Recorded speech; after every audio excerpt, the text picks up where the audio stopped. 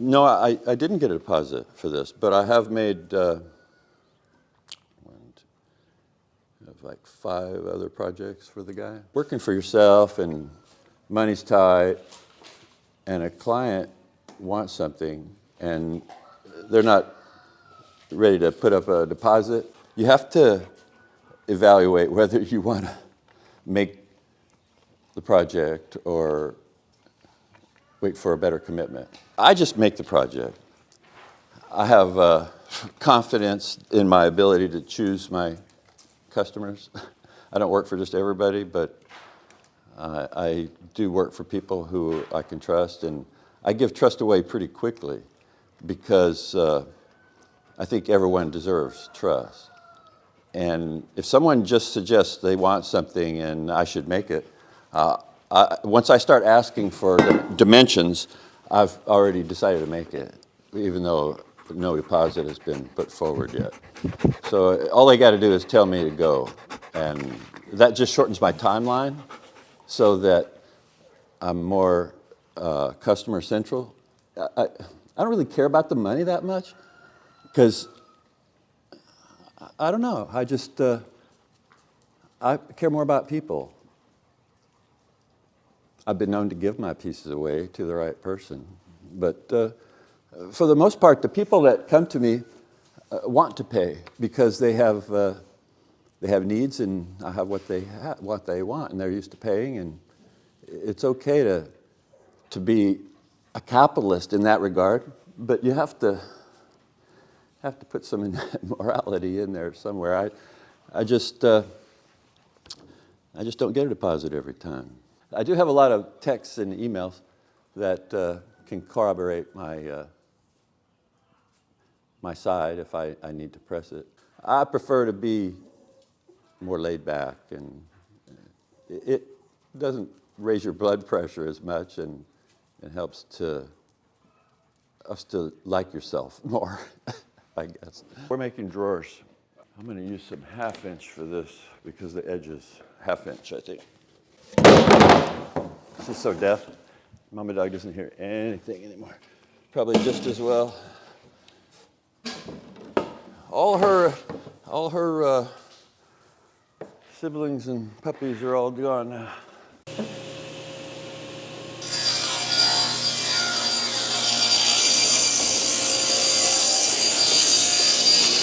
Let's see. Because this fits the glide. This is the right thickness for the glide, so that's what I like for that. Plus it looks nice, you know, Baltic birch. And I can polish this edge up because it's nice and dense to look nice.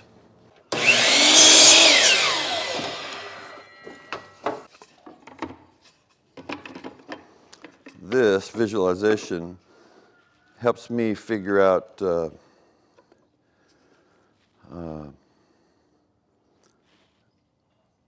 how to build these things, because I go over the learning curve like once every 2 years. I hardly build any drawers, and I don't like drawers, but I know how to build them. I just have to go over the learning curve on all these stupid measurements all the time. Stupid measurement! Why are you a measurement? Okay, so what I've got here is I've got one that's too short, I think. Maybe not. According to how I want to put this, yes, it is too short for what I want, because I want it to be out here so I can mount some screws into the other face. So how much short am I? Looks like, good thing I didn't cut very many of those, and that stuff is plentiful. I prefer these measuring sticks to tapes. I don't like that little dongy thing that keeps going in and out all the time. It makes my measurements too difficult. Maybe that's just me. What's the orange thing here? Oh, that is the button that allows you to take the drawer out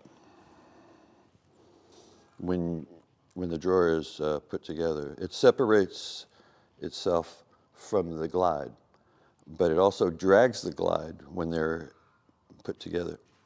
So it has a little tab that is connected right here. And so when I push this, the tab disengages from that little spot. You see this little tab? Yeah. And so that tab pushes against that, and then this little thing goes in there. This gets screwed to the front face. So this is going to be up there like that. And according to how thick a face I want, that's how far back this goes. I want this to be right up front. This would be a good time to screw the glides down so that when we start fitting the drawer, it doesn't keep changing on me.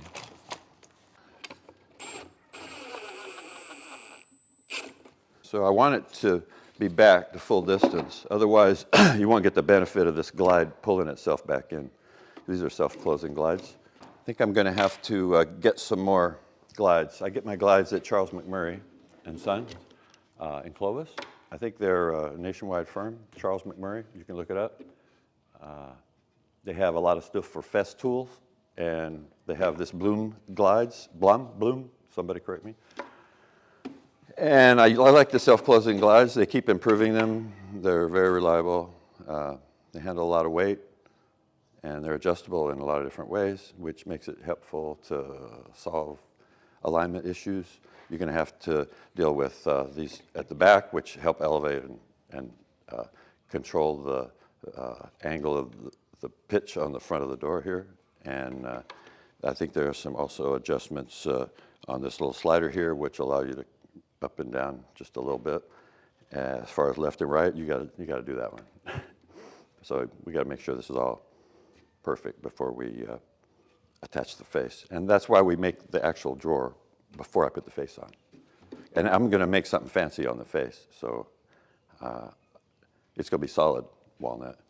And it'll be book matched with that one. So this one and that one will look alike. Now this doesn't need to ride on all this hardware down there. So really all it can ride on is this little guy here. This little guy there. All this other stuff stays put. I'm going to put a channel like right there. And that channel needs to hold this thick material. So there'll be that thick a channel right there.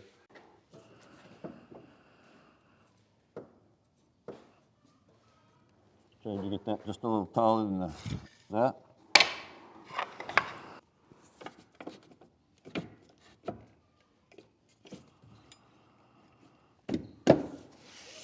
Now we got to not hurt ourselves.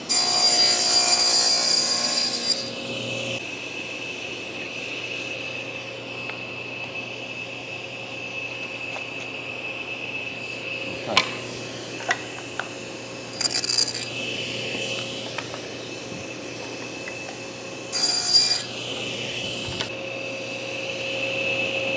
That's good enough.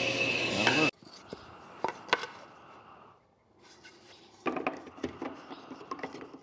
Right now, I'm just going to establish how big the bottom part of the drawer is.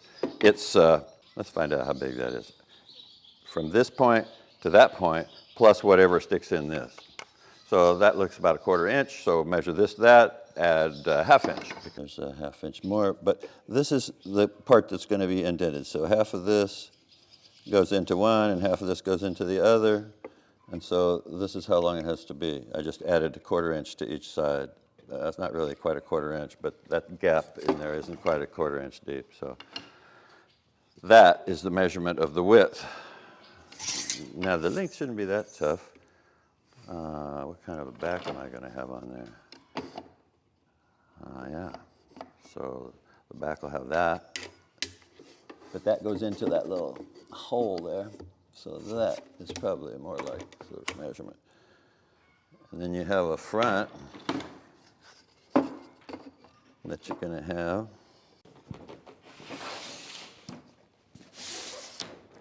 See if I have any other scraps first.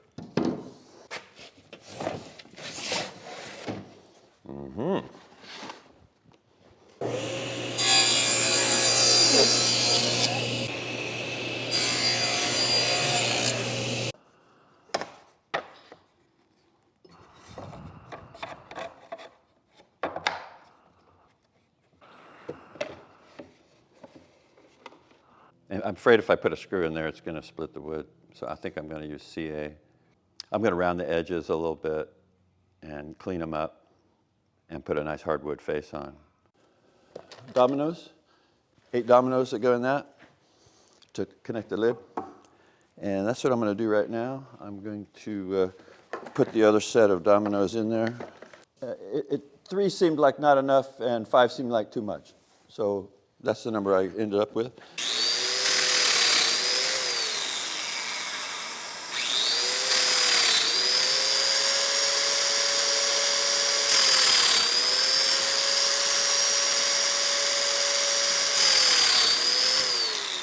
So what I'm lining up is there's a little center line right there. And I made a little mark here. And this has to remain on this plane here. So I have to line this line up with that, and then this line up with that. Let's do that again.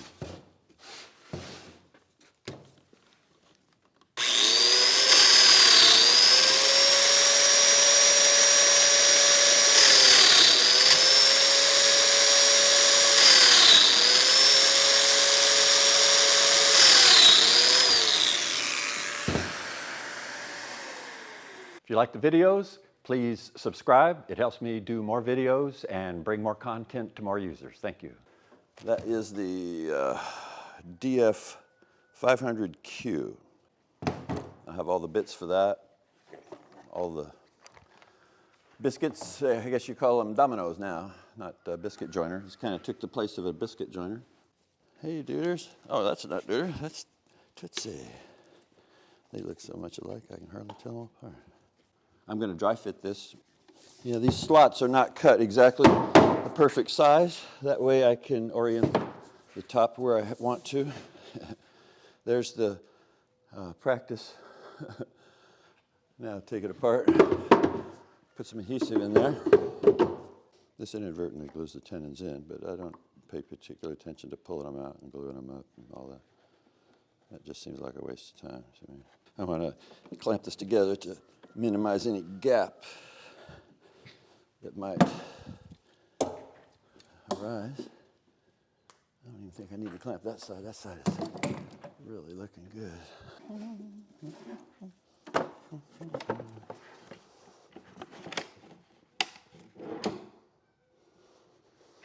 Okay. Now I'm going to sand off those 2 little dark spots. Moving closer to getting ready to do the legs up.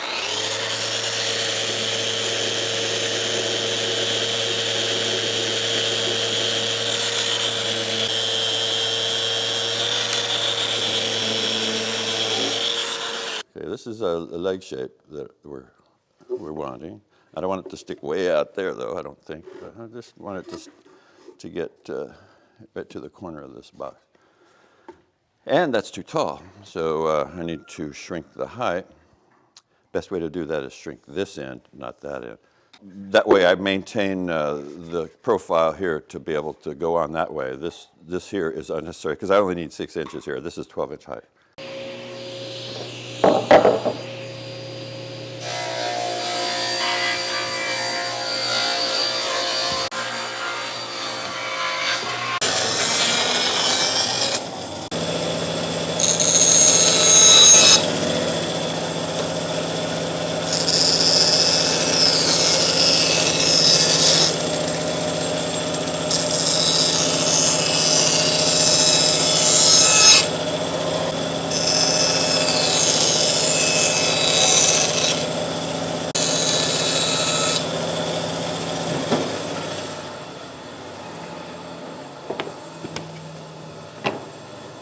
Looks like mini-me.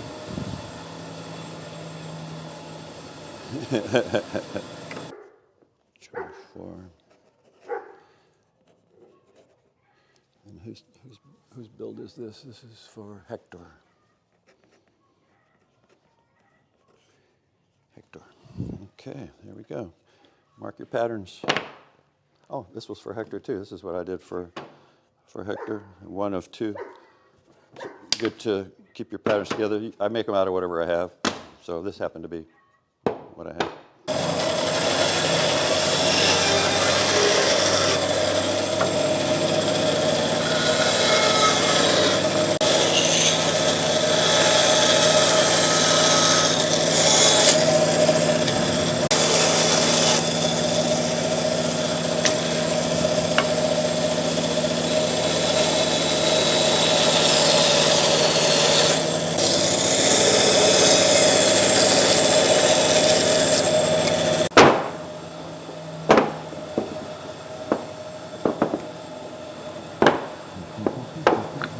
too fat.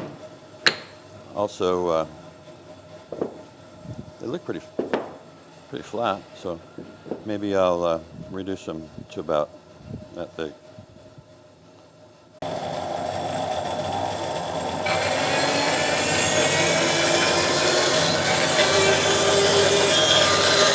So this is my true measurement right here. Make the first one right about there.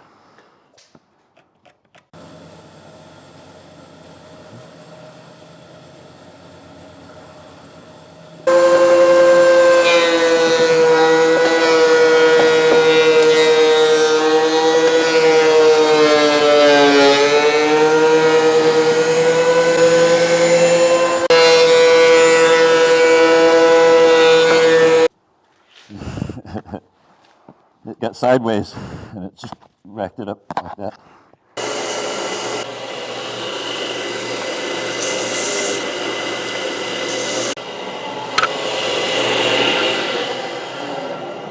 These are Mondo size, so I don't think we'll be breaking those anytime soon.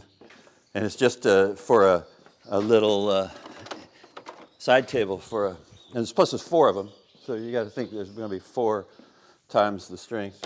So next thing is to just do them. One thing I wish was a little better is the eye dealy bobber here, where you have to look through. I wish this was a little better. It's kind of clear as mud. You know, you got a little indicator down there on that, and you got this little window that just keeps getting darker and darker as it ages. And so maybe I'll replace that window sometime soon. That I don't like the feeling that I get when I have to hold something that small with this thing that's coming out and stilettoing. Yeah, this thing's coming out and drilling, and that's a real small part. If I just screw up a little bit, I end up with that thing into my hand. So I'm going to put a stop block there so it can't move. That'll do it.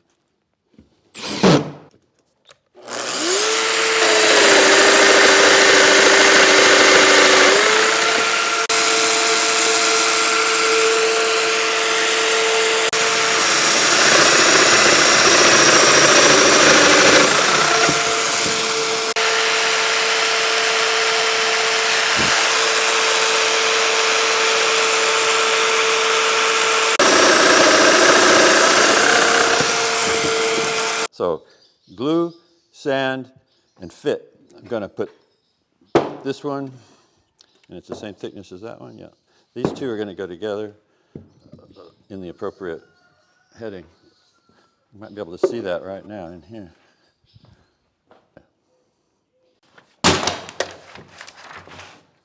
Yeah, this is a half lap joint in the center.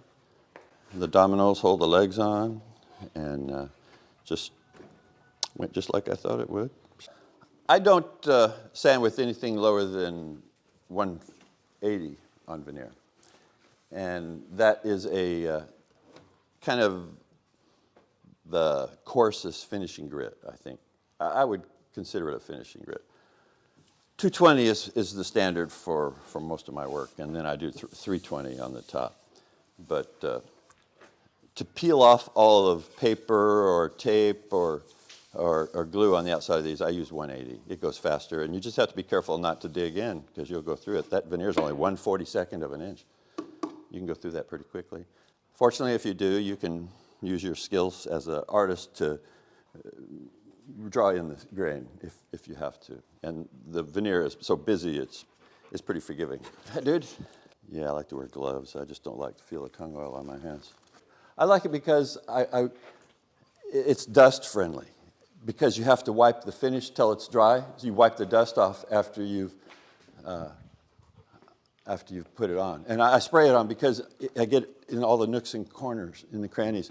And it seems to go further if I spray it. See, I haven't used very much at all. And I've already done one. So it's very economical to apply.